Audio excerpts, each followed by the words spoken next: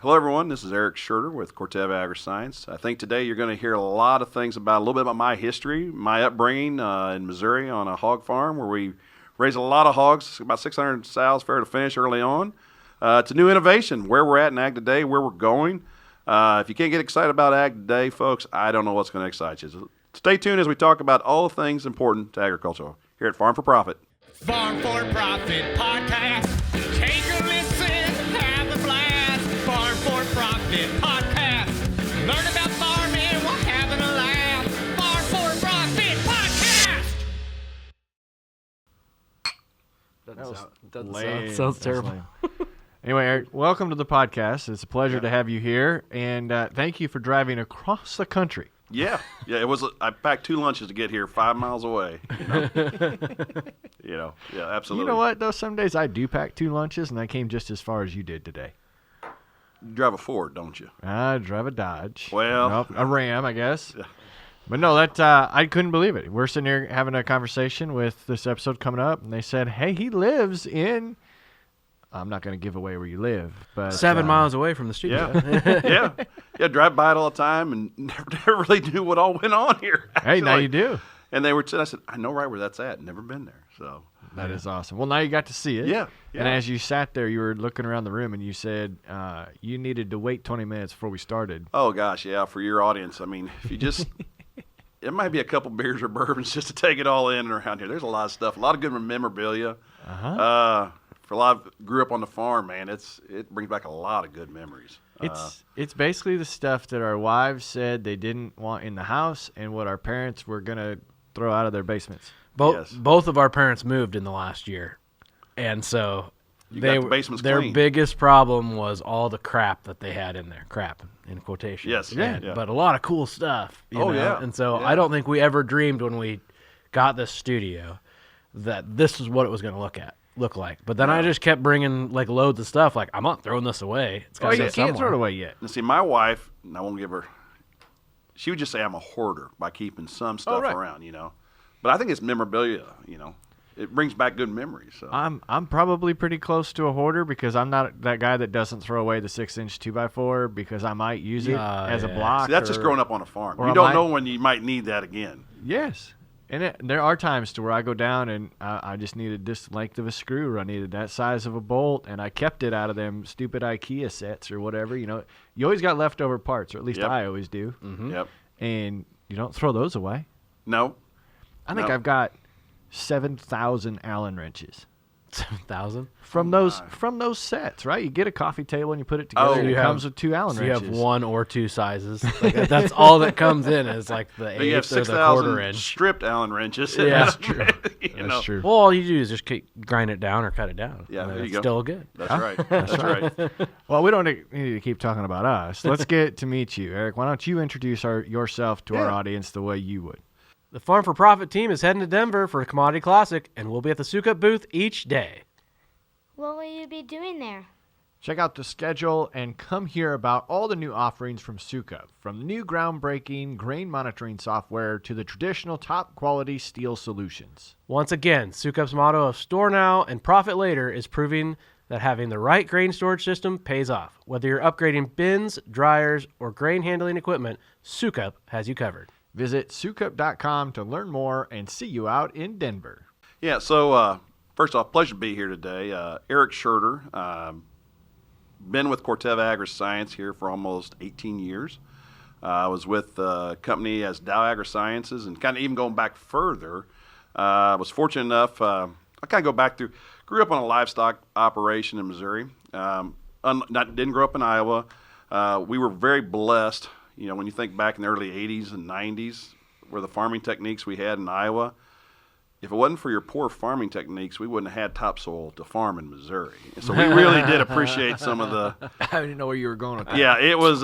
we lived near river bottom ground, creek bottom ground, and it was just always covered with a good slime of good silt loam. Thank goodness we had you all then. And then over the years, it actually got clean, and then we still had to really learn how to farm in Missouri.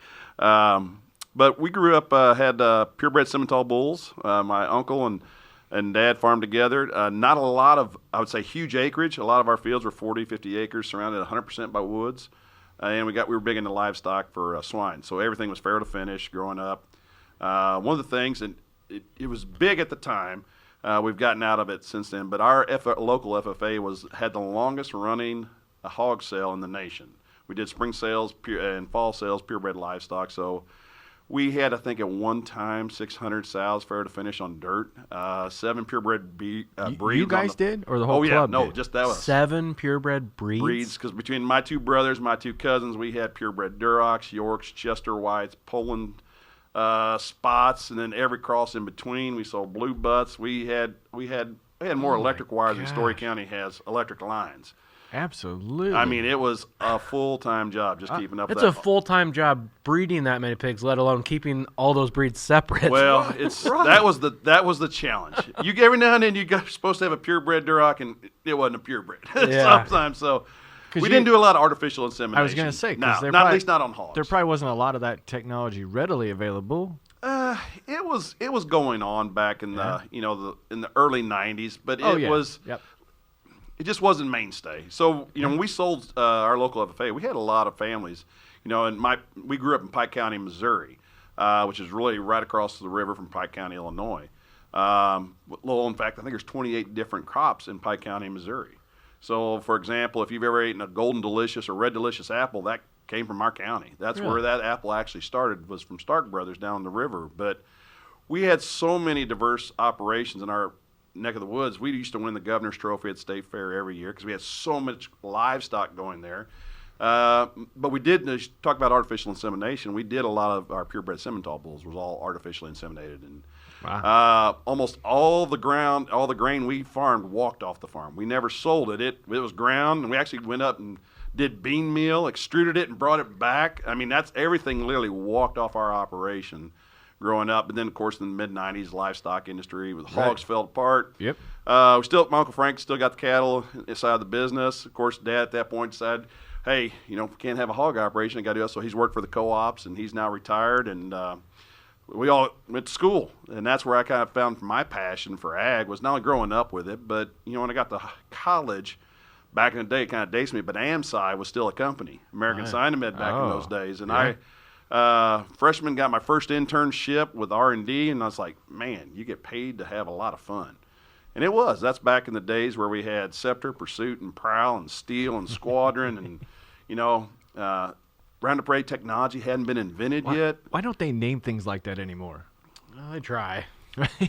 Do they? I think we have more lawyers today than we did back in the 90s. Or there's a lot more patents or trademarks. Some of the generics get pretty loose with their names. It's kind of funny. They don't have a lot of lawyers. Kind of I can tell you that. It's kind of funny. But I had a lot of fun, and that's what got me really to kind of went on. After that, I worked in corn and soybeans, some wheat during college. Loved it. Went on to Arkansas to get my master's, PhD in rice. Worked in a lot of vegetable crops. Just trying to get a broad experience. And a lot of people say if I could go back, I wouldn't do it again. I had a great time. I loved what I did through high school and through college, and like a lot of us in ag, I don't care if you're on the farming end, if you're on a co-op side. I don't remember the last time I worked 40 hours. That'd be like a really short week, Yeah. But you don't think about it. You enjoy what you're doing. You get up, you do it. A 7 to 5 job is like normal, but you have fun during the day. And there's a lot of my neighbors that. Man, they put in a lot of hours, and they don't like their job. Yeah. I do. I love my job. That's true. That's Corey. Corey doesn't like his job. Yeah. So that's how I ultimately got roped in with some of their rice chemistry with Dow AgriScience. They paid for that or funded the university, and then went on a hiring freeze. And I said, well, I got to have a job, and that's when I went to the seed industry and worked for AgriGold for about 5 years. Was an agronomist for the southern U.S. At one point, I had the equivalent of 2% of the U.S. corn market I was actually working with just under the districts I worked with. So covered from southern Indiana all the way down to Louisiana, and then was an agronomy manager. I worked across the whole U.S., farmed in 27 states, harvested corn in 27 states, looking at small plots. So loved it. Loved it. It was the most addictive job I've ever had. Put 100,000 miles a year on a vehicle. Got a new truck every year because you were on the road. Smokes.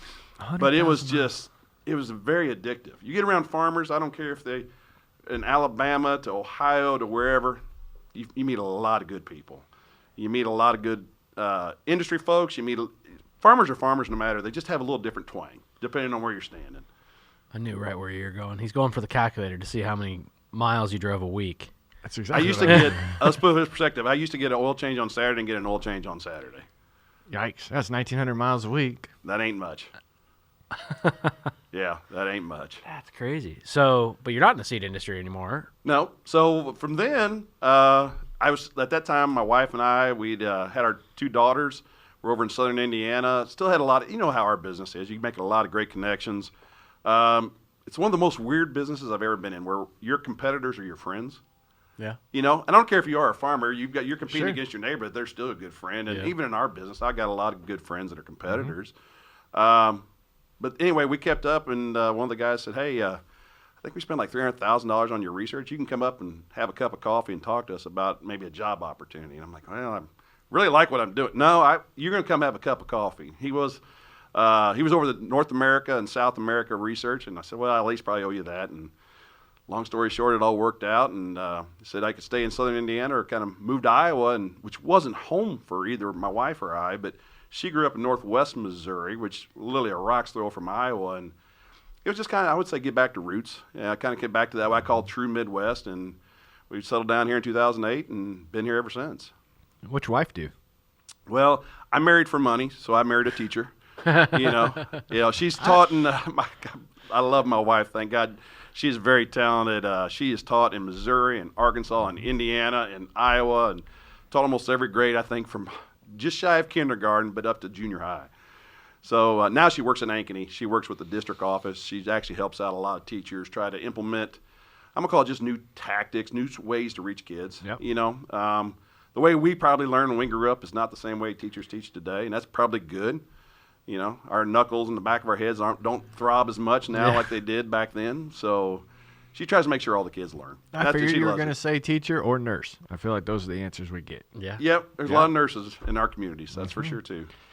I know doing math homework with my young girls that I love math. Yep. But I get frustrated on the way they've changed teaching that.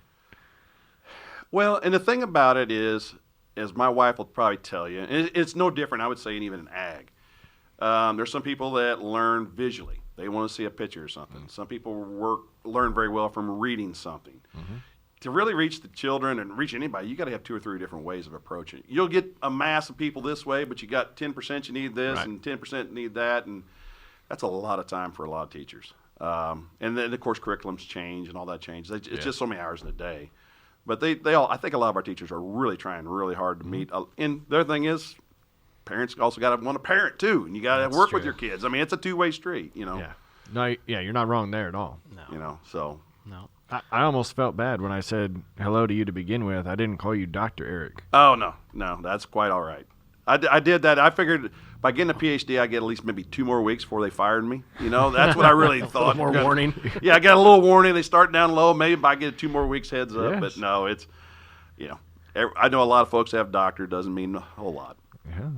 So, did you go get your doctorate immediately after your master's? Mm-hmm. Okay, so you didn't go to So the I went industry. then. 4 years undergrad, 2 years master's, 3 years PhD. So you just didn't know what you wanted to do yet. I knew what I wanted to do. Yeah. No. Unlike my wife got her master's too, but in our field, and that's You had to do it to be smarter than her. Well, yeah, I wanted to be smarter than my wife, but I'm not. My wife is very smart. The nice thing about it, I'd say in general in ag, is you actually get paid to get your degrees. Because you're actually doing research on behalf of the university. And so you get to it's one of the few fields that's very odd when you talk to other schools where you're making connections, that networking while you're getting your degrees, you're getting paid to do it, and you're learning. And you're also doing something you kind of enjoy, and that's not work. So, Yeah. That's true. So you came back in 2008. You came here Yep. to Central Iowa. yep, Been in the same house ever since. yep. So you've pretty much made it home. Yeah, I made home. Yeah, I made it home. And that's one of the things after being here, if we'll have our driver, we'll be here for a long time. Yeah. I don't have a desire. I mean, don't get me wrong, it's nice. I think I like 4 seasons personally. Yeah. I like having summer, winter, spring, and fall. We got like 7. Well, lately we've had multiple seasons in weeks. Except for ice season. That was. no fun I have no for me. desire to move to Florida or somewhere south where you've got more people than you do square footage. I like having a little bit of open area. Right. And that's what you get in Iowa. I mean, we're still enough. You still get I call it the benefits, the features of big cities, but you still got country living, and that to me is what my wife and I kind of like. So when you came back, it was DuPont, wasn't it? So at that time, it was Dow, who I was with, okay. and DuPont would have been the other component of Corteva. Yep. Okay, so you were on the Dow side in Yep. 2008. Yep. all the way up. Chemistry? So yes, that time I came back. I kind of left I left seed sales and went into R&D. Okay. So I actually did research and development just not too far from here, and did it all across the state. But I've worked on a lot of products like Instinct Next Gen that you all got signed there. Worked on the original formulation. Worked on products like Resicor. Worked on those formulations. Was on the biology team for the Enlist weed control system. So corn, the trait, the characterization.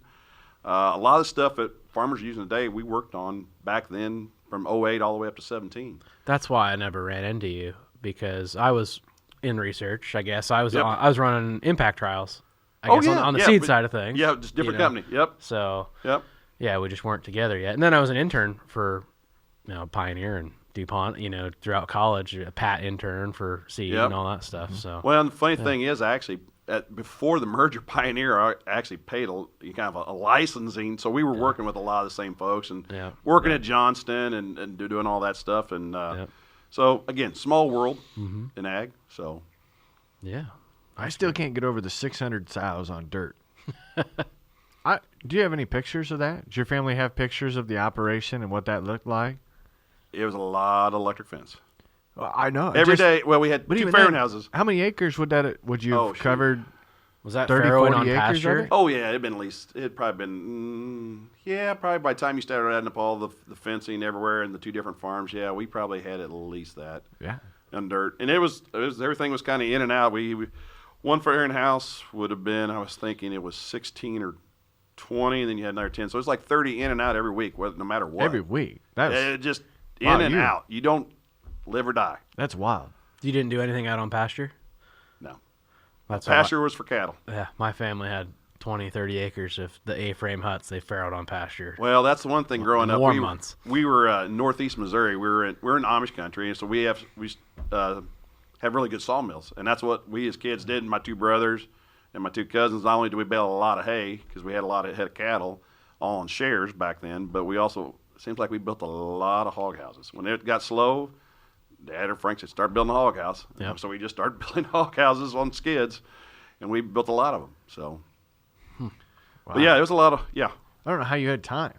You ground feed in the morning before you went to school, and you ground feed Right. at night. Oh, I still Yep. the listeners know that was my childhood. So we Yep. at the peak, Dad's operation had 380, 390 head in gestation. We had 2 rooms of 16 that we'd farrow out of, and then you had your overflow. But we weren't changing them every week. I right? had just alone myself. I had 40 sows fair to finish, Wow. just in high school, and that was counting my purebred and the so my 2 other brothers and 2 cousins, and then the herd. Then we sold a lot of hogs. Like I said, we sold a lot of blue butts through the sale. In fact, growing up, we guaranteed a 10 pig average on a gilt, and I never gave money back to a farmer ever. Holy smokes. On that. So we sold a lot of livestock, and There's a couple of gilt developer trophies up there on the shelf. yeah, yep. So it was, in our town we had a lot of good families. I mean, in fact, I think at one point there was 200 and some Scherders all in Pike County, Missouri, and all were in farming. I mean, all in livestock. It was just whatever. For some reason, our family's always been big in livestock. Yeah. And long days, but I learned a lot. It's funny. That was one of the challenges I'd say growing, kind of moving back here to Iowa. Not having a farm to teach my kids. That was one of the things I remember talking to my dad is, how am I going to raise my kids? Mm-hmm. And he goes, well, what do you mean? And I said, well, I don't have the life lessons that, growing up that, you didn't have the farm as that teaching mechanism that we just took for granted. In fact, you didn't even know you were being taught growing up. You're being taught and you didn't know it. Well, how do I instill those same things? And you find ways. You figure out ways. It's a different visual. That's a what different I'm visual. learning. Because, that was my Saturdays. Every Saturday I ground feed. And you typically didn't get to go do whatever you wanted to do until after the feed was ground. And, it was a way to Dad also kind of monitor my Friday night intake to where you still had to get up and grind it no matter what it was. But Oh, yeah. now, at the end of that, I could see the bulk bins were full, the feeders were full. That was a feeling of being done and accomplished. It's not the same when you ask your girls to fold the laundry that's in the dryer. Right. right? Yep. Living in town, or to go pick up the dog poop in the yard. Yep. It's a different approach. Well, yeah, my dad had he had his subtle way at times of proving a point. Like you sit down to meal and your plate's not there, and you go, well, "Where's my plate?" And he'd say, "Well, you didn't think it was important to fill creep feeders tonight. They're not eating, so why are you?" Yeah. Okay. You go fill the creep feeders and come back and you got a cold plate dinner. I mean, you do it once and you learned a lesson real quick. Sure. Same way as strawing, especially in the winter. We never pigged out much in the winter. We always pigged out in the summer on porta huts, stuff like that. But you start getting those fall nights, it starts getting cool, and you got to make sure you're bedding down straw. And remember one night, Dad just handed me a blanket and said, "You can sleep out in the shed tonight. It's not too bad." And I'm like, "I'll freeze to death." He goes, "Well, you didn't think hogs cared, so I don't think you care." And, you learned your lesson as a kid real quick. And you didn't know Dad was trying to teach you something, but you got through it. Right. When you were farrowing your Berks, were they in huts? No, I had them in a barn inside, but wasn't heated. But yeah, I only took a turn of that, and I was done. I keep thinking about, you said Pike, Missouri is right across the river, right across the border from Pike, Illinois. Is Missouri the state that has the most cities with the same names as other states? Maybe. That I don't know. I feel There's a like lot of. I should look that up. You will find as you travel enough across the United States, you'll see, like Bowling Green. Everybody says Kentucky. No, Bowling Green, Missouri. And there's, at least with Pike County, there's actually, I think it's the cities for some reason almost do mirror each other, going backwards away from the river, which is kind of interesting in itself. But yeah, you'll find the same names almost in every state. So back to the Corteva side. You came in 2008 on the Dow side of things. Yep. And you've been through, obviously there's been several shakeups in the industry. Oh yeah. Since then. What's one of the biggest things you've been a part of, I guess, chemistry-wise? Well, I'd say as far as game changer, probably the Enlist weed control system. It's not new chemistry. Right. Which Enlist, everyone thought dicamba came first. Enlist came first. Enlist was actually first, we were a couple years ahead. Always it just didn't get approval. The Chinese approval is what really held us up, and we luck of the draw, whatever. Yeah. Long story short, we're here, and dicamba is not right now. Which I don't want to gloat, because at the end of the day, that means farmers lost another tool. Yeah. And anytime, and that's what's kind of interesting in our business. Anytime there's negative press, it's not bad for one ag company. It's bad for us all. It's bad for all farmers out there. So. But I'd say that's probably the biggest impact I've seen, one in which, as you think about how we're farming today, the challenges we're faced with as ag, that's having a huge impact out there. I mean, we're on 65% of the U.S. Soy market, about an 80% spray rate with Enlist. That means there's a lot of acres every day in the summer that are getting sprayed with Enlist because, it's not, hey, I'm not going to apologize for the price, because it's priced where we have to have it to do innovation and R&D. And, another statistic, we spend $4 million a day on R&D. Whoa. Say that again? $4 million a day. So when you think about that next seed bag or that next seed treatment, that fungicide, all that innovation, it's got to be, I was doing a talk with Wilbur Ellis. It's kind of crazy to think about some of these numbers, but it takes almost 12 years to bring a new product to market. A new concept, new AI, new mode of action. If you're bringing a new AI, new mode of action, it's about $360 million. You only have a patent for 20 years. If you've used up around 12 of that and you haven't even sold the first drop of it, you've got to try to hurry up and get your costs recouped just to get that. Plus, you're trying to reinvest back in your R&D effort to bring that next germplasm, all the stuff that we need to continue to grow yield. That's why. That's why we have to deal with what we have to deal with. The other challenge too is we built a lot into that formulation. With Enlist One and Enlist Duo, that we don't have the registration concerns that that dicamba. In fact, we went through the first environmental ESA was our herbicides. We went through the second re-registration, and there's certainty about our products, and I take a lot of pride in that, actually, that we did our job, we did it well, and it's here to stay. So. Yeah. And it's a very safe. I've sprayed it since I could. Yeah. I never wanted to touch the dicamba side just because I saw what it did. Yeah. Or what it could do. Yeah, what it could do. It was very good at killing weeds, also Oh, very yeah. good at curling Oh, yeah. the neighbor's beans. you Well, know, it's so- it's like And everything. boosting their yield. and boosting their yield.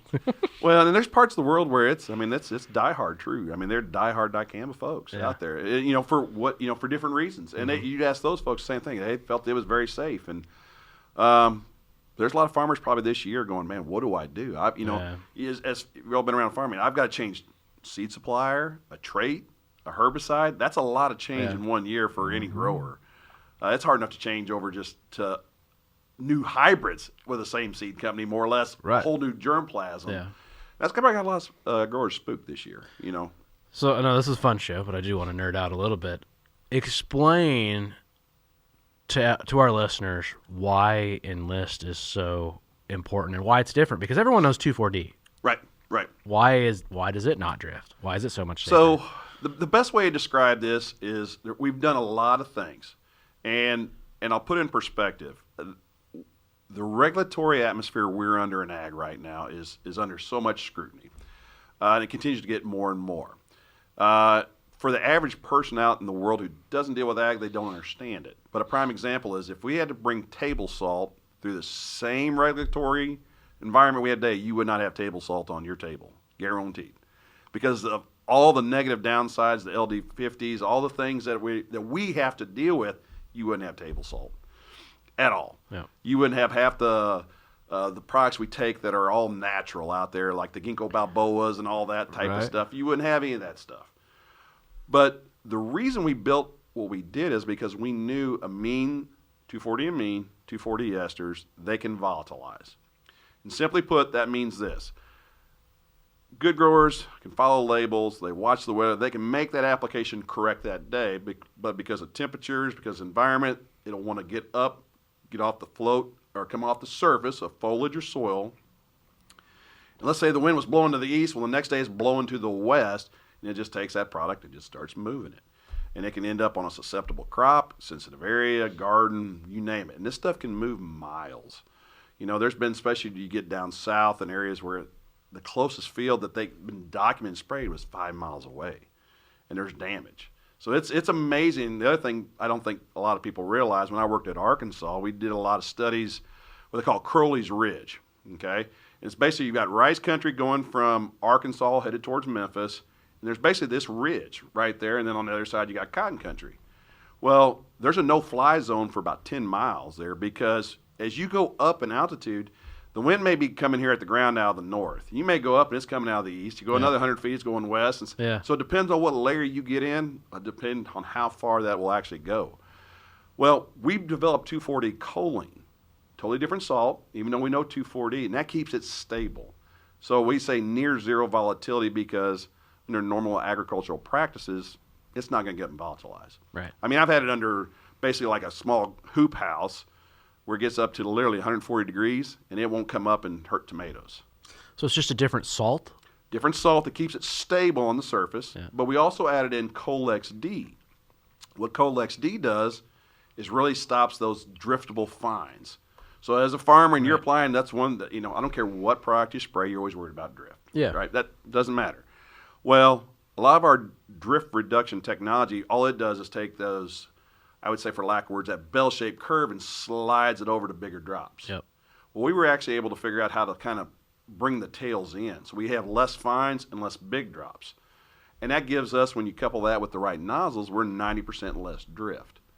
Okay. And we also developed it so that it would mix better with certain other salt formulations out there. So you start bringing all that together. That's how we brought about Enlist 1. And Enlist 2 is just the same kind of product, but we also brought in the glyphosate component. There's still a lot of growers that like the convenience of a premix. Yeah. If you're smart farming some smaller acres or glyphosate's still working, hey, it makes sense. Yeah, it's a great grass killer. Yeah, absolutely. Absolutely. Yeah. Or in some places, really good surfactant. It'll clean your tank. Yeah. Yeah. So why could they not do that on the dicamba side? So I'll kind of make this analogy between you two. If you look at your kids and you look at your kids, they have certain features of you. 100 years from now, your great-great-grandkids are still going to look different from your great-grandkids. Yeah. Well, that's how molecules kind of are. There are just certain things about dicamba, when you think back, and again, not trying to disparage, because Clarity's been around. Dicam's been around a long time. Without some of these technologies, we wouldn't be where we are at today. So we do have to give it a little homage. But dicamba, the Clarity, let's say its volatility was starting at the floor. It was about knee high, and then started to worry about it. Then what was the next product we had? Status. And it was an improvement.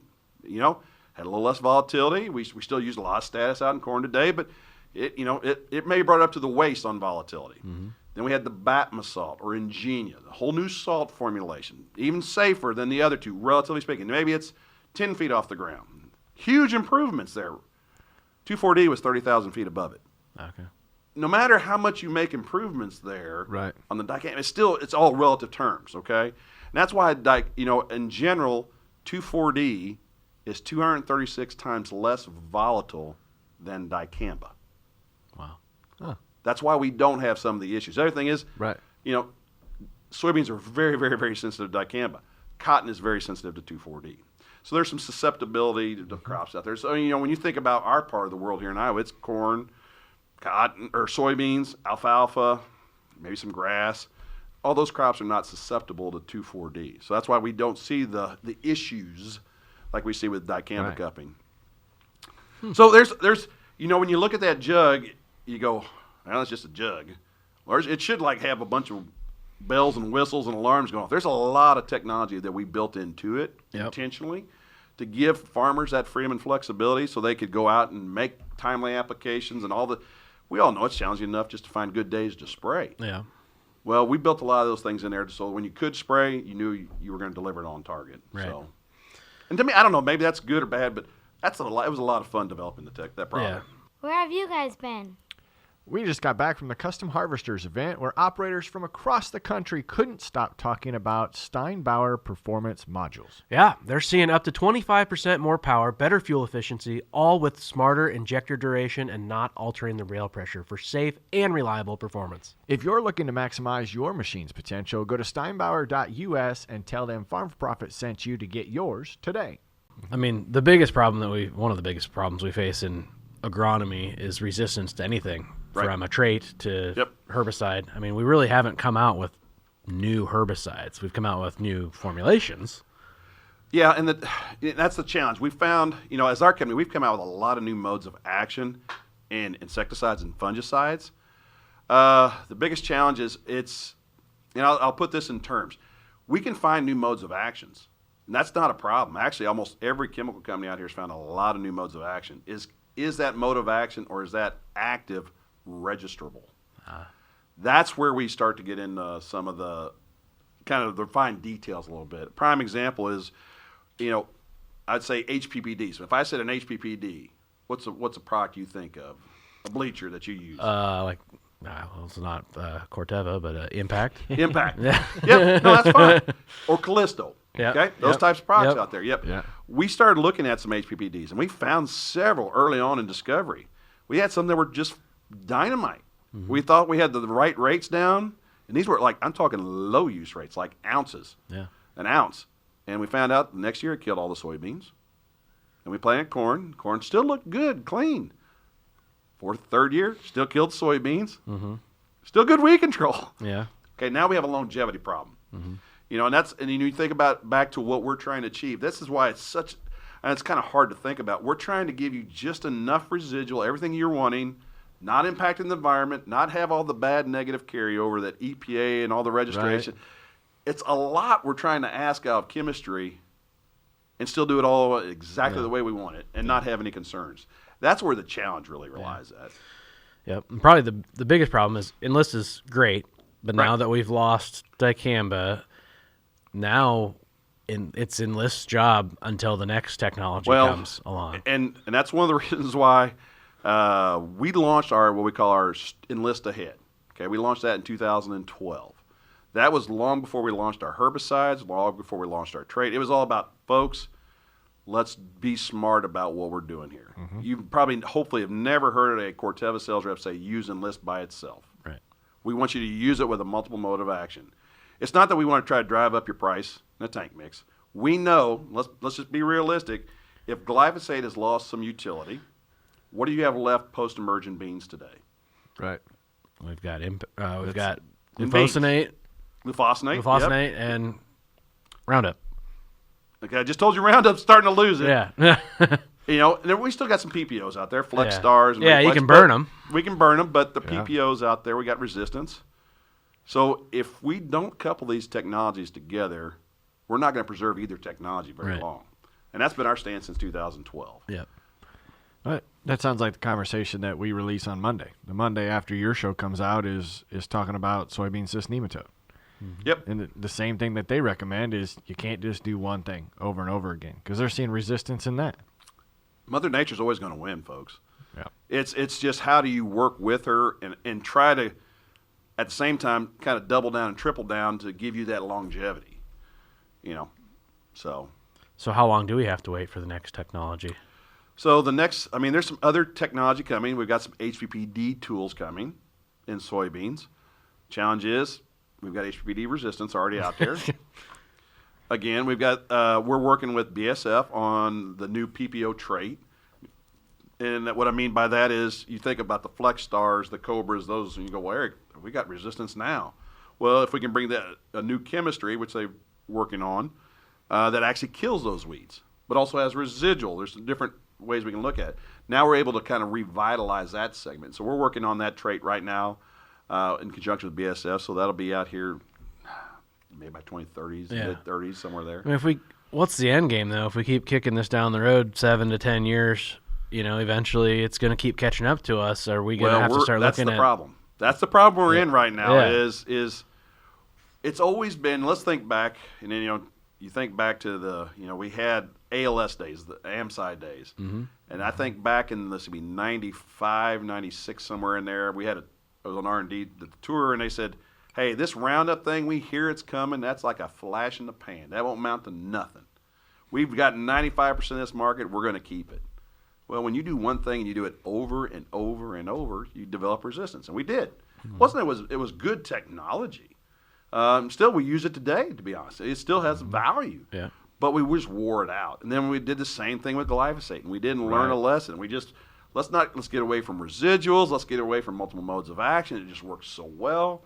And I mean, you can't blame a farmer when you kill everything out there in one shot. Yeah. Well, I remember talking to agronomists in mid-2000s. They're like, yeah, we're not really needed anymore. You go out and scout. They didn't even scout. They're like, yeah, it looks like needs 32 ounces of Roundup or 24 ounces of Roundup, you know? Yeah. So. Well, and that really kind of, I'd say it set us back because we had the Roundup generation. We had people didn't even know how to weed ID anything. No, they didn't know. It was just they didn't need to. Yeah. And then now when you're talking about multiple modes of action, they go, what's multiple mode of action? What? You know, so that's why we're re-educating everyone again. And that's hopefully why we're getting through on education. If we don't do something, you've got to preserve these technologies because it's taken us, not just us, the industry, so long to get the next generation out. Mm-hmm. We're not able to bail your keister out this time. I mean, if you burn up resistance here, you're going to pay $70, $80 a hoeing crew to come out and do beans. And I don't think anybody wants to pay that. Yep. If you could find the labor. Yeah. Or just pay for it and lost yield. Or just lost yield, yeah. Or which then you're going to pay for it the next year in lost yield, even worse because you got more to deal with. Mm-hmm. So this is, I mean, in this year, like we all know, farming in 25 is going to be tough. Yeah. Just with the economy, the prices, it's going to be a tougher year. People are going to be looking for ways to, how do I save dollars? Mm-hmm. Well, if I can save $6 an acre across 1,000 acres, that's real money. That is. I don't blame a farmer, but is that $6,000 you save this year? Is that worth the next $20,000 you got to spend for the next 10 years because of this? And I don't have that easy answer, folks. That's a tough decision at times. But those are the conversations hopefully farmers are thinking about. I just in my mind I'm envisioning like the Big Bang Theory TV show and Leonard and Sheldon are writing stuff on a whiteboard and everybody's trying to find the next new thing that's going to be effective. Does that actually happen behind the scenes? Is it just giant whiteboards upon whiteboards of chemistry? I would say you have, for each company, I would say they have expertise in certain chemistries. Okay. When you think about growth regulators, group 4s, Corteva, Dow, we had a lot of chemistry there. We had a lot of experience. You think about HPPDs, originally that was Syngenta. Of course, you had, at the time, Monsanto, Bayer was glyphosate. Liberty's changed hands so much. ALS, it seemed like a lot of us AMSI had a lot of IMI or ALS. DuPont had a lot of ALS chemistry. Mm-hmm. Everybody has what I call their experience and their chemistries. And what you're really trying to do is how do I mine that knowledge, that background to come up with something new, innovative, before you wore out that chemistry. So are we going to have issues like regular agriculture is facing right now, to where the generations are getting older and retiring? And is some of that access to information and history retiring out of the system, or is it not that way because of the record keeping and notes? Well, we do a lot better job of record keeping and all, data mining and all that. We can do a lot better job of that. Yep. The challenge is, prime example, if you ask somebody who's last time you remember spraying Basagran on beans, there's people that do it every year. And don't get me wrong, but just don't, the mainstay knowledge is not there. It's not a normal mix, and it has value. Same way with resource, not a good product. You don't hear about it much. There's these little products that we all used in the 90s. Yeah. I mean, back in the 90s, it was Classic, Pinnacle, and Assure was the Cadillac treatment, and it was, I don't know what it cost, but it wasn't cheap, and you had all these different mixes. I mean, you had to know what you were doing back in those days. I mean, you actually were kind of an artist.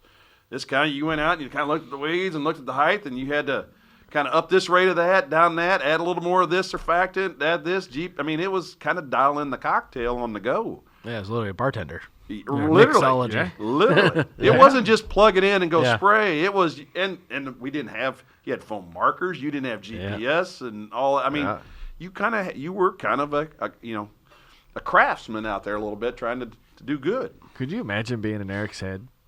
What? That'd be a terrible Back then, place to my be. head is spinning right now. Just not only does he have the knowledge of the history and what's gone in and through agriculture as far as what's been available, but to have the privilege of what he knows of what coming down the pipeline and just how all the chemistries are working together and the experience that he has. I get it. I can remember interviews that we did 5 years ago and the guest and tell you about what the show number is, but I don't know how you fall asleep. Is it just... Well, the difference is we all have passion. You got a Fair. passion for what you do. Now, what I've always amazed me, I've got a skill set for what we're doing here, but you think about the American farmer. I mean, you think they've got to be an amazing accountant. They got to be an economist. They got to be an agronomist. They got to be a seed person, a soils person. They got to be a mechanic, and they got to be damn good at all of it. Yeah. The days of just being Gotta be better so Right, got to be better than average. Yeah, I mean, and even the average anymore may not get you very far. So when you look at what some of our farmers are able to accomplish today, plus then be an IT person and hope that you don't lose signal. I kind of laugh. I work with one of the guys. I ran a lot of ground from a local farmer, and like anything, Mother Nature comes up. System went down for whatever reason. Oh, he still at least had markers on his planter. Thank goodness. So a lot of people don't even buy markers anymore on planters, and he went out planting. He said, I'm going to keep planting. I got to plant today. Okay, go, man. Rock on. After he got done, he said, I hate that field. That's the worst planted field I've ever had in my life. I said, that's how your dad farmed for 40 years, man. Come on. Right. But it's what you get used to, and I love what I do. Like I said, when you got a passion for what you enjoy and then you really can see the benefit, when you can see growers and they come back to you in a year or 2 years later, man, said that was, I don't remember a lot of people's names. That's one of my downfalls. I suck at that. Yeah, you and Dave. I really struggle do. with names too. But I could tell you where I was at, and I could tell you the conversation we were having, but I couldn't tell you your name. Oh, I'm way better. If I put somebody in my phone, it needs to come with context. Like I I can put Eric Scherder in my phone, but it's gonna have to say something about chemistry nerd or doctor, whatever. doctor of weeds, or, something that goes Yes. with it, because that's what I'm gonna search. Is hey, I know that guy that does this. And I need that. And when you do these field days or you do farm progress shows and you see this person, 2 years later and they come back and say, hey, I talked to you 2 years ago. And I don't know if you remember me, and a lot of times I kind of do. I don't quite remember where you were or what you were farming, but they'll say, boy, I did that recommendation. That worked. And you see their face light up. You made a difference in somebody's life. Yeah. Just by, because you had passion, you love what you're doing. And that's what I always So do you enjoy. go to a lot of trade shows? I do a lot. I used to. I still do as much as I can. We're going to be heading down to Commodity Classic here in a couple weeks. You are going. Yep, we're going over to Denver, I should say. So, yeah. Yeah. We'll Yeah. be there. Yeah, I mean, I think that's one of the things I really enjoy is the education point, of it. Get in front of a bunch of growers, because you can be 10 growers from the same county, from the same city, and they all farm differently. Yeah. what works for one is not going to work for another one. And being able just to get down and diagnose some of those differences of why this didn't work or this did work, to me, that's enjoyable, that problem solving. Commodities actually this weekend. Oh, It it is. is. Okay, yeah. It is this weekend. From Yeah. when the show comes out. Hey, we actually get to come hang out with the Corteva folks. What day do we get to do that? We get to do that on Tuesday over the lunch hour. Is that the last day? That's the last day. Okay. It's a Sunday, Monday, Tuesday show. Yeah, they've changed it this year, That is which weird. I don't know why, but it is what it is. Yeah. Doesn't do any use complaining about it. Nope, they didn't ask our opinion. I'm pretty sure. I've seen a couple of jokes out on Twitter that's Denver Broncos open tryouts. Oh, is that why? Reason it got why you pushed can't have it forward, on? or- Yeah, reason you can't have it on Wednesday. I Thursday, figured there Friday. was something more important that was going on. Like the whole team needs an overhaul. It's everybody in the city is welcome to come try out. Yeah. So I'm more interested, like, what's going to happen 50 or 100 years down the road? Like, is it just going to be a bunch of robots out there, if once all the chemistry fails, are we going to get new chemistry? Is AI going to help with some of this stuff? Yeah, to all the above. Yeah. It's interesting. I do enough traveling that I know there's a few places I travel where they do have automated sprayers, and they're not big booms, Yeah. but I'm like, okay, I can see a benefit to that. Yep. That makes sense. Our data analysis is what's really revolutionized a lot of things we do.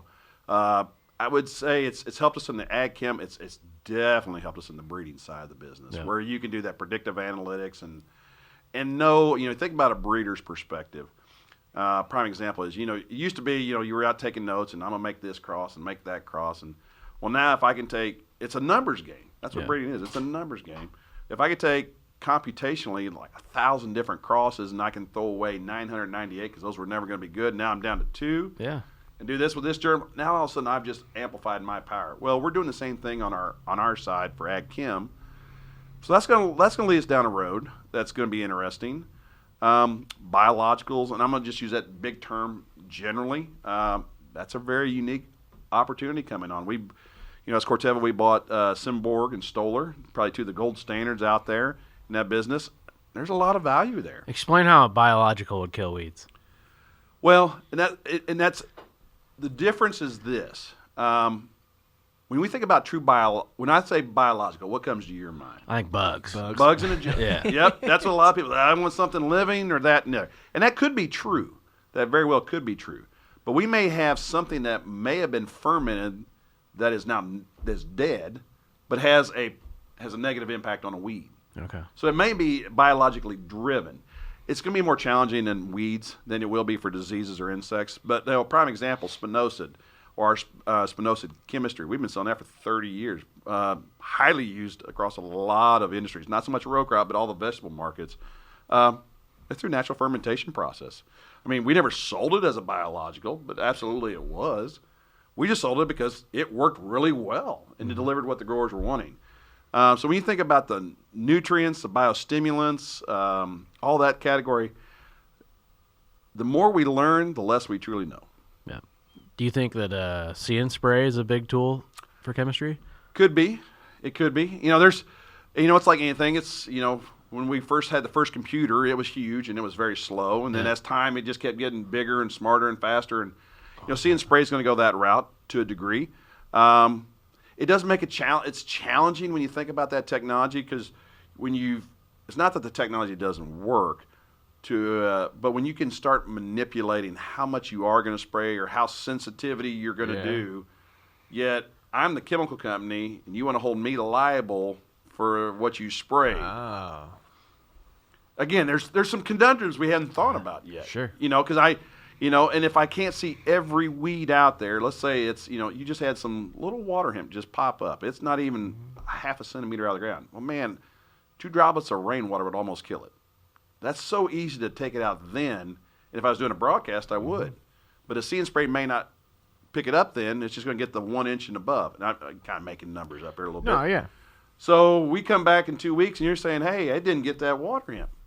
Well, water hemp grows. I mean, it can grow. We all seen it grow in the now you summer. need like a tracer that if it So took now it in, it's you could now take a it's sample of kind it. of what again. I see the value of that technology. Amazing technology, folks. It really is. Yeah. Yeah, it'd be interesting to see what the numbers would be of, okay, could I make 2 passes? Well, then there's the And- whole regulatory side of this too. and You know, save. you go across your field, Aaron, and it's 100 acres, and you only really spray 30 of it. Right. And you can map it out, and it's going to tell you where that 30 of that acreage where you sprayed. But EPA looks at it as you sprayed 100 acres. I've used that. Say you're using an enlisting glufosinate. You made one application by EPA standard, even though you only sprayed 30 acres. If you come back and you spray another 30 acres a second pass, you're done with my chemistry, even though you've only sprayed 60. See, Doge should get rid of that though, because like we have all the technology to show like how many gallons of water, how many, But here's the thing: you can't guarantee that you're not going to double and triple spray that certain square footage.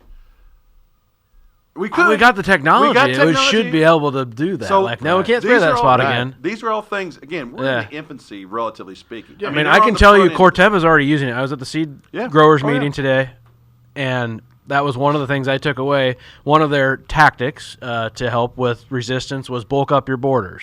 Yep. So, and Tanner, what that means, so where is your Build larger where fences? is your yeah, big fences, but where is your largest weed?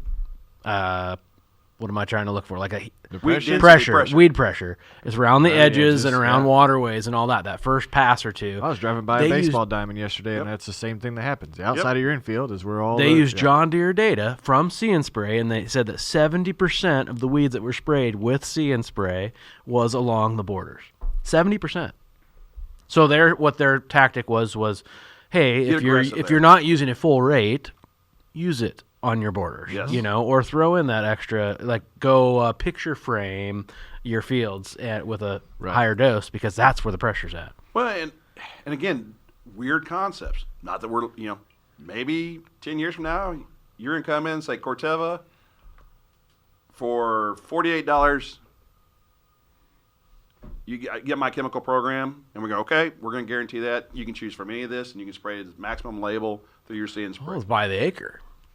Again, these mean, are things yeah. we haven't Some thought seed of. has gone that way, I guess. So maybe true. we go down that road here. plant whatever population you want. Yeah, so again, there's a lot of things that I think as technology continues to come on. I mean, let's think back. 15 years ago, you said auto steer. Everybody laughed at it with all the bolt-on gizmos on your What we see? tractor. What was that Wires slide? everywhere. Did I take a picture of that slide down at Uchi about the adoption of technology? Yeah, I don't know. I wonder if I took It that. wasn't in your picture. phone. You're not in my phone. Yes, that's very good. Now, one thing I wish we could get is, and you all know what I'm talking about, especially our planter tractors, we need to figure out some kind of one screen that has all the information on it. So you can't even see out the right side of a tractor anymore on a planter It's tractor. getting I actually feel like the last year or two, consolidation of screens has come along with It's starting to get there, with yes. John Deere Ops, and Yes. I mean even Ag Leader has some.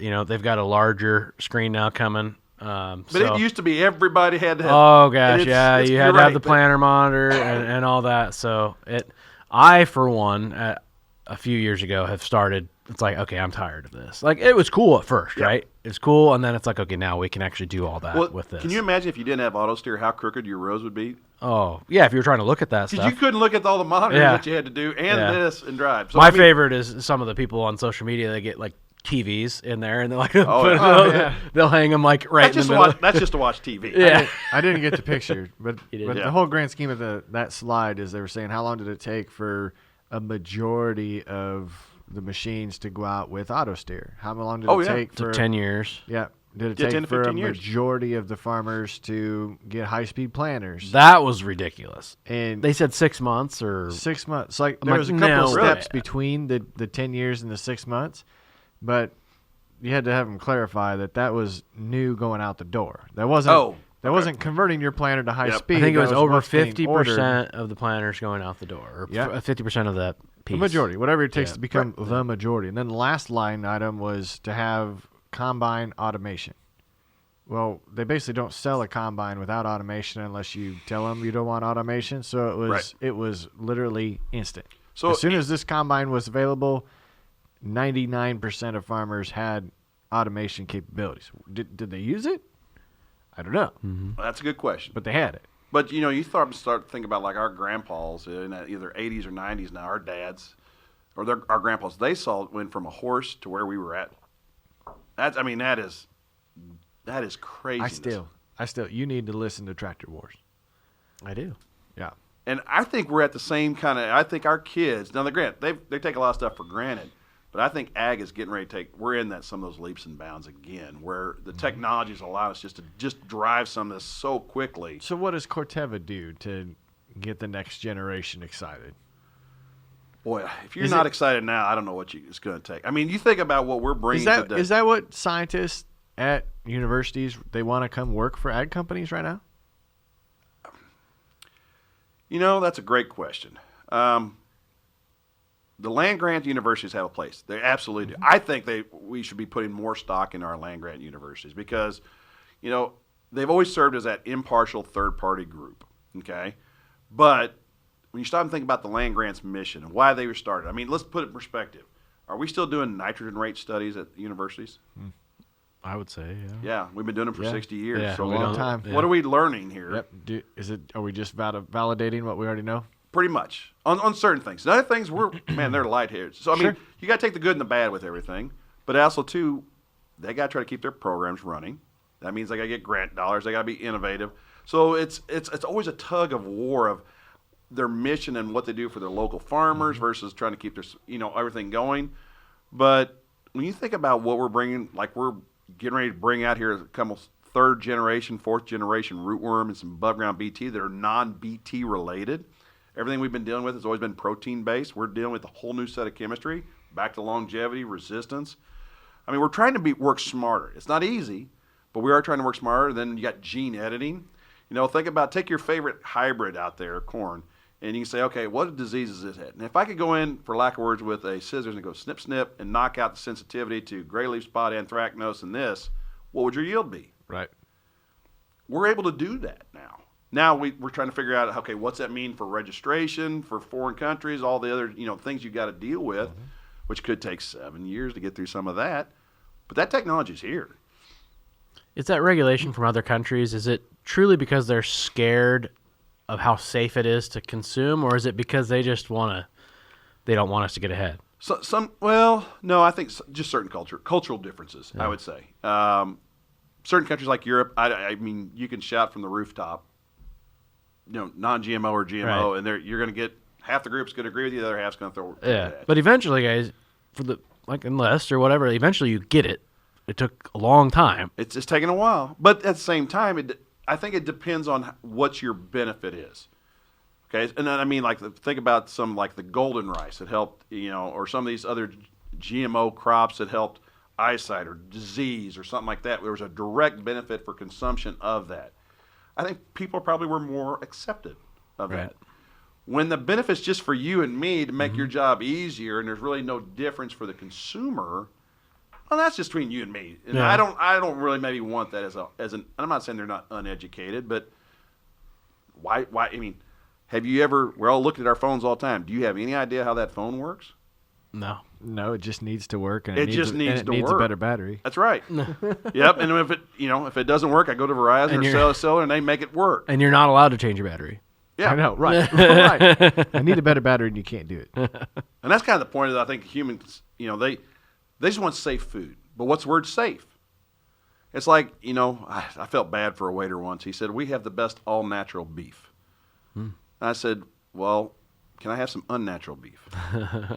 And he kind of looked at me and he goes, what do you mean? I go, well, it's got to be cheaper than all-natural. Yeah. What's all-natural mean? Because I said, all beef is natural. Uh-huh. You mean non-GMO fed, non-antibiotic? He goes, yeah. I have no idea. I was just told to say that. I was just told to say that. But that's your point. What's your trigger words? Mm-hmm. Yeah. Again, all interesting things to talk about. Our kids are going to face this next, as they go through their lives, and they'll see differences in ag. Yeah. But I think probably every generation's been through this. To an extent. Right? I still remember cultivating as a kid. Oh, yeah.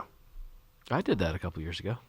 A couple of years ago, yeah. Yeah, after the drought, yeah. You bought 2 cultivators. I sold one, but I got 12-row cultivator. It was fun for about a half a day. Yeah, it was maybe 30 minutes. You had a lot more fun than I did. I was going to say, maybe about 30 minutes. About 2 rounds, and that fun was about gone. I'm going to tell you right now, GPS doesn't help you that much in that. It's fair. I mean, it gets you to the right row, but, if you start, it's a game of... you make it a game. Yeah. You have to make it a game. That's why it was fun for half a day. Yeah. Yep. It's like, oh, look at that. I didn't Didn't take out everything. Yeah. I made look one back. pass without doing any of that. Yeah. And that next pass, you start off and you're like, oh, what did I should have. Cultivator blight. It was probably boosting yield.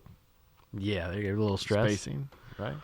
I do think get a little oxygen in the soil helps out, especially on a wet year. Especially side Well, I dressing just corn. figured- Just ripping down a little bit, getting some You air know in there. that first plant that didn't get cultivator blight and the last plant that didn't get it, that making year up. was probably huge. It's making up for you. Yeah. So if it wasn't that long. Yeah, you might actually have a kid effect in certain eras of farming where that kid graduated and, boosted yield right away. Right. It could happen. Right. Yeah. I had no idea where the conversation was going to go today. I mean, we had a little bit, right, of background on you, Eric, Yeah. and What it's about- wild just to see. We didn't even talk about you a lot. As we say, what does a chemistry nerd doctor do on the weekends when I you're like how not? you call him a nerd. Well, instead you of a already doctor. did. You Funny already thing did. is, I'm not even in R&D anymore. I'm in marketing now. Yeah. I left. How does that work? How do Well, you go from that's- being a nerd to being a Well, marketer? so when we joined the two companies together, that's one thing I guess I've had a lot of passions in a lot of different areas. I love meeting with growers. I like the research side of the business. I like the data side of the business. I've always liked marketing and all. I mean, there's not a side I don't like. I don't want to do any one side for too long. Mm-hmm. I get That's bored. how you spend as much time at a company as you have. Yeah, 'Cause yeah. it's you not just- been the same job for 18 years or whatever it's been. Yeah.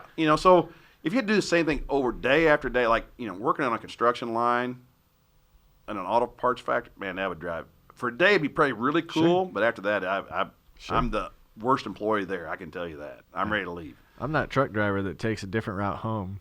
Yeah. As often as I can. Well, and that's what I kind of did is they said, hey, I still love R&D. I work with a lot of R&D folks every day still. They said, as we brought these two companies together, would you come over to the commercial side, the sales side of the business, and help us bring these two portfolios together, help train, educate, and I enjoyed it, did that job for about 2 years, and they said, hey, would you go to marketing? They could really use your expertise over there and help them bring new products to the market and launches and Make sure they don't put wheat on a corn flyer. yeah, something like that, And I still do that. And then they said, hey, would you manage the enlist team and help with that team? Sure enough. And it's like I've had a lot of different job titles. I don't know if my job's ever changed. I've reported up differently. I don't do research. I used to spray, good grief, back when I was in R&D, I'd spray 30 or 40 acres by hand with a spray boom, 2-row planter, and I was, I enjoyed it. Getting up at 4 o'clock in the morning, mixing up bottles and spraying, we worked long days. I loved it.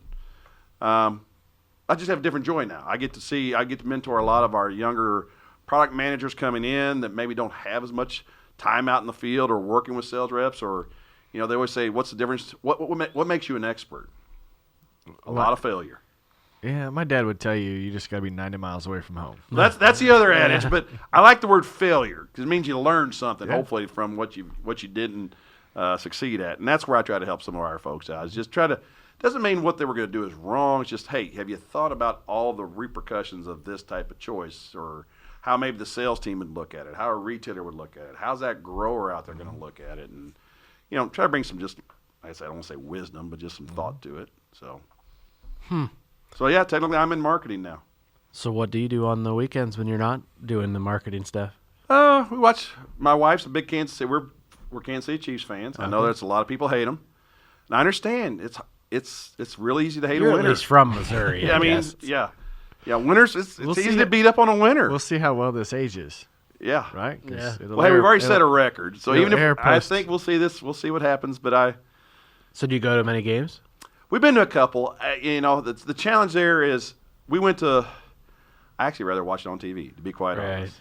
I go to some basketball games up at Hilton, and same thing. Go to watch football at Jack Trice, and it's nice okay. to go. I want to go Yeah. for a game a year, Yeah. and then it's kind of like, I Well, miss it's a the lot of people. How many replay. people just go up and tailgate for football Oh, games sure. and just watch it on TV Yep. out in the parking lot? It's just as much fun. We've really enjoyed. Last year we went down for the training camp, and that was a whole nother level of fun That'd be compared to watching the game. You don't have near the crowd. You get to see the players. And, I just still remember we were looking at like Chris Jones. He looks big on TV, and in person he is really big. He is a big man. Just seeing Patrick Mahomes and all the whole crew, it was. We actually got about this far away from Patrick Mahomes, and we were trying to stick one of my friend's sons up there, trying to get a signature, and we just couldn't get it done. But no, it's fun. I love to hunt. We grew up hunting on the farm. Did a lot of rabbit hunting, squirrel hunting, turkey, deer, and I do a lot more bow hunting now in the fall, and then go to shotgun, and then did a lot of duck hunting in the South when we were there. Of course, duck hunting's not the biggest thing here. Yeah. Dove hunting, that was one of the few days growing up where we actually, that was like a true holiday. You didn't do anything but dove hunt. And we've hunted with many people, 100 people in the family, all first cousins, second cousins. You ever snipe hunted? No, we don't snipe hunt. No.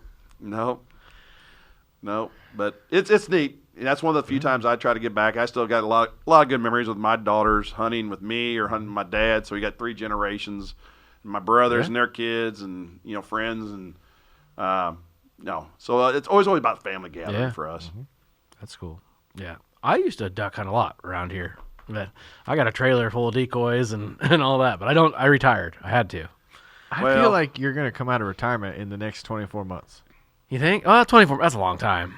I have got offered Stuttgart. I hunted at Stuttgart for years. Yeah, I have got offered that to go hunt some flooded timber, and I've got offered the oldest duck club in California, out in Rice Country, nice. out in California, up by Sacramento. Well, if you get down to Stuttgart, you got to go to Max Prairie Wings, just on the north side, and just see all the. I don't know how many ducks are actually hanging from the ceiling. There's, I don't know, 1,000. Yeah. It's quite impressive. But no, that area of the world is really. Yeah. The challenge is when you get down to that part of the world, you get so many outside folks, and you get just stupid amounts of money. Yeah. Yep. We've done been to some private lodges and hunting lodges over the years and stuff like that with doing meetings and stuff, and some of the horror stories you hear from some of these guys where guys bring a $4,000 gun. Can you put this together? I've never shot it. Jeez. And you're going, oh my. And then you look up and you see they've got steel plating around them and under them, and you go, I understand now why that's there after hearing some of these stories. Yeah. They say, all right, you're ready to shoot. And they don't even point the gun. They just start pulling triggers. I mean, it's just craziness. Yeah. But yeah, hunting's about friends, around family, social gathering. Yeah. That's what we've always loved. Mm-hmm. So when you go bow hunting, you go back to the family farm? Is that where you're I haven't. With reciprocity rules, it's just too expensive. I actually hunt here in the state. Okay. Fortunate enough, I'm pretty close to where I can hunt. It'd be wonderful to go down south. Don't get me wrong. They got bigger deer, more timber, bigger deer, but I've had an opportunity to shoot a lot of nice bucks. They're pretty good around here. I got 5 or 6 on the wall that I've shot from right around here. Pretty good deer. Anytime you're in that. I'm surprised you haven't brought a mount in. Well, there's a horn right there. There's one. But you That's a small one. My wife hasn't made me take them down. I put it. She didn't want them in the house, so they're in the garage. Does she pet them? Well, that's where mine are at. My wife's her long lost sisters, undoubtedly, because my wife said it ain't going anywhere in the house.